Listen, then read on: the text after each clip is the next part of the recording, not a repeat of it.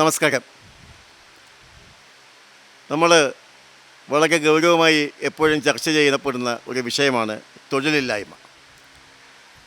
ഈ അടുത്ത സമയത്ത് PLF, അതായത് പീരിയോഡിക് ലേബർ ഫോഴ്സ് സർവേ പറയുന്നതനുസരിച്ച് ഇന്ത്യൻ സംസ്ഥാനങ്ങളിൽ ഏറ്റവും അധികം തൊഴിലില്ലായ്മയുള്ള സംസ്ഥാനം കേരളമാണ് എന്നാണ്. അപ്പോൾ എനിക്ക് ഇക്കാര്യത്തിൽ സംശയമുണ്ട്. ആദ്യമേ നമ്മൾ എന്താണ് ഈ തൊഴിലില്ലായ്മ എന്നുള്ളത് ഒന്ന് നിർവചനം ചെയ്യേണ്ടതായിട്ടുണ്ട്. തൊഴിലില്ലായ്മ എന്ന് പറഞ്ഞാൽ രണ്ട് രീതിയിലുള്ള തൊഴിലില്ലായ്മയുണ്ട്. ഒന്ന് വോളണ്ടറി അൺഎംപ്ലോയ്മെൻറ്റും ഒന്ന് കമ്പൽസറി അൺഎംപ്ലോയ്മെൻറ്റും. എനിക്ക് ജോലി ചെയ്യാനുള്ള സാധ്യതകളുണ്ട്, പക്ഷേ എനിക്ക് ജോലി ചെയ്യാൻ താല്പര്യമില്ല, ഞാൻ ജോലി ചെയ്യുന്നില്ല, ഞാൻ അൺഎംപ്ലോയിഡാണ്. ആ രീതിയിലുള്ള തൊഴിലില്ലായ്മയല്ല നമ്മൾ ഉദ്ദേശിക്കുന്നത്. കമ്പൽസറി ആയിട്ട് തൊഴിൽ ചെയ്യാൻ തയ്യാറാണ്, പക്ഷേ തൊഴിലവസരങ്ങൾ നിഷേധിക്കപ്പെട്ടിരിക്കുന്നു. അങ്ങനെയുള്ള രീതിയിലുള്ളതാണ് തൊഴിലില്ലായ്മ എന്ന് പറയുന്നത്. അപ്പം പണിയെടുക്കാൻ തയ്യാറായിട്ടുള്ളവന് പണി കിട്ടാത്ത അവസ്ഥ, അതാണ് തൊഴിലില്ലായ്മയായി പറയുന്നത്.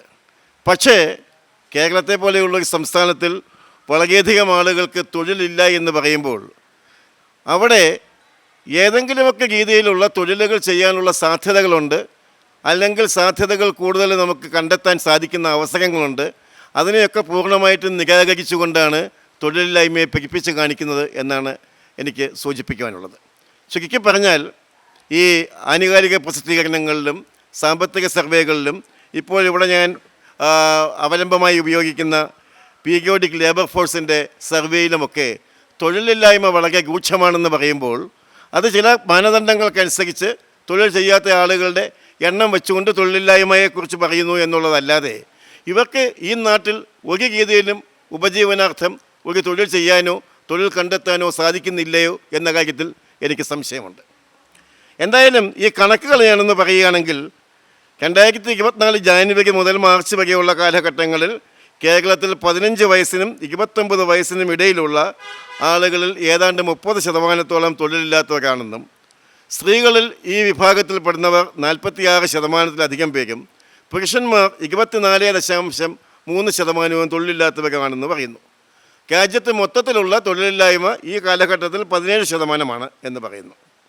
അപ്പോൾ ഈ രീതിയിൽ ഒന്നാമത് 15 വയസ്സിനും 29 വയസ്സിനും ഇടയിലുള്ള ആളുകളെ തൊഴിൽരഹിതരാണ് എന്ന് നമ്മൾ പറയുമ്പോൾ ഒരു നല്ല പ്രായം വരെയുള്ള ആളുകൾ ഇതിനകത്ത് 15 മുതൽ ഒരു പക്ഷേ 25 വയസ്സ് വരെ ഉള്ളവർ തന്നെ വിദ്യാർത്ഥികളായിട്ട് ഉപരിവിദ്യാഭ്യാസവും ഒക്കെ നടത്തുന്നവരാണ്. അവരെയും കൂടി തൊഴിലില്ലാത്തവരുടെ കൂട്ടത്തിൽ കൂട്ടി കണക്കിനെ പെരുപ്പിച്ച് കാണിക്കുന്നുണ്ടോ എന്നുള്ള കാര്യത്തിലും എനിക്ക് സംശയമുണ്ട്. ഞാൻ ഈ പറയാൻ ഉദ്ദേശിക്കുന്ന കാര്യം കേരളത്തിൽ തൊഴിലില്ലായ്മ ഇല്ല എന്ന് സ്ഥാപിക്കാനല്ല, മറിച്ച് പലപ്പോഴും ഈ രീതിയിലുള്ള കണക്കുകൾ ആളുകളെ കൂടുതൽ നിരാശയിലേക്ക് തള്ളിവിടുന്ന ഒരവസ്ഥയാണ് ഉണ്ടാകുന്നത്. തൊഴിലില്ലാത്ത ആളുകളുണ്ടായേക്കാം, പക്ഷേ ഈ രീതിയിലുള്ള കണക്കുകൾ പലപ്പോഴും തൊഴിലില്ലായ്മയെ പെരുപ്പിച്ചാണ് കാണിക്കുന്നത് എന്നാണ് എനിക്ക് പറയാനുള്ളത്.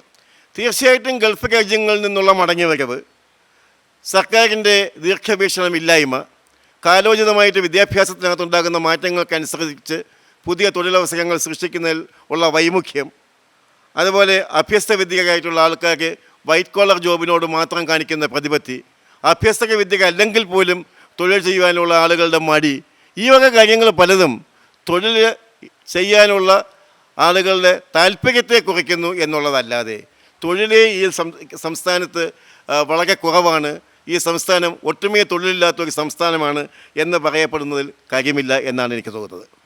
ഈ തൊഴിലില്ലായ്മയുടെ രൂക്ഷതയെക്കുറിച്ച് പറയുമ്പോൾ എനിക്ക് എടുത്തു പറയേണ്ടുന്ന ഒരു കാര്യം, കേരളത്തിൽ തൊഴിലില്ലായ്മ വളരെ കൂടുതലാണ് എന്ന് പറയുന്ന അവസ്ഥയിൽ തന്നെ ആണ് കേരളത്തിൽ മറ്റ് സംസ്ഥാനങ്ങളിൽ നിന്ന്, നമ്മൾ പൊതുവേ ബംഗാളികൾ എന്ന് പറയുന്ന മറ്റ് സംസ്ഥാനങ്ങളിൽ നിന്നുള്ള തൊഴിലാളികൾ വന്ന് സമസ്ത മേഖലകളിലും ജോലി ചെയ്യുന്നത്. അപ്പോൾ അവർക്കിവിടെ ജോലി ചെയ്യാൻ സാധ്യതകളുണ്ട്, കേരളീയന് ജോലി ചെയ്യാൻ സാധ്യതകളില്ല എന്ന് പറഞ്ഞാൽ കേരളീയൻ്റെ തൊഴിലിനുള്ള സമീപനമാണ് അവൻ്റെ തൊഴിലില്ലായ്മയ്ക്ക് ഇടയാകുന്നത്. കേരളത്തിൻ്റെ ഇപ്പോഴത്തെ ഒരു പശ്ചാത്തലത്തിൽ ഇവിടെ ഏതേത് മേഖലകളിലാണ് കൂടുതൽ തൊഴിലവസരങ്ങളുള്ളത് എന്ന് കണ്ടെത്തുകയും ആ അവസരങ്ങളിലെ തൊഴിലിന് സജ്ജരാകുന്ന രീതിയിൽ ചെറുപ്പക്കാർക്ക് വിദ്യാഭ്യാസ സൗകര്യങ്ങളും അതുപോലെ സ്കിൽ ഡെവലപ്മെൻറ്റും നടത്തുകയും ചെയ്യേണ്ടതായിട്ടുണ്ട്. ഒന്ന്. രണ്ടാമത്, ഈ കുടുംബശ്രീ പോലെയുള്ള സംവിധാനങ്ങൾ അഭ്യസ്ത വിദ്യക്കല്ലാത്ത സ്ത്രീകൾക്ക് തൊഴിൽ നൽകാനുള്ള സംവിധാനം തുടങ്ങിയിടത്ത് തന്നെയാണ് ഇപ്പോഴും നിൽക്കുന്നത്. അതിനെ കുറെ കൂടി നവീനവൽക്കരിച്ചുകൊണ്ട് പുതിയ രീതിയിലുള്ള മാനങ്ങൾ കണ്ടെത്തി പുതിയ രീതിയിലുള്ള സാധ്യതകൾ കണ്ടെത്തി തൊഴിലവസരങ്ങൾ വികസിപ്പിക്കേണ്ടതായിട്ടുണ്ട്. അപ്പോൾ ഞാൻ പറയുന്നത്, ഈ സർവേയൊക്കെ പറയുന്നത് പോലെ ഭയാനകമായ ഒരു തൊഴിലില്ലായ്മ ഇവിടെ ഉണ്ടെന്നും അതൊരു കൊടും പട്ടിണിയിലേക്ക് നയിക്കുമെന്നും ഒക്കെ ഉള്ളത് അവിശ്വസനീയമായ കാര്യങ്ങളാണ്. വളരെ പോസിറ്റീവായിട്ട് നമ്മൾ ചിന്തിക്കുകയാണെങ്കിൽ കേരളത്തിലും തൊഴിൽ ചെയ്യാനുള്ള സാധ്യതകളുണ്ട്, തൊഴിൽ ചെയ്യാനുള്ള സന്നദ്ധതയാണ് ആവശ്യം, അതിനുള്ള താല്പര്യമാണ് ആവശ്യം എന്നാണ് എനിക്ക് സൂചിപ്പിക്കാനുള്ളത്.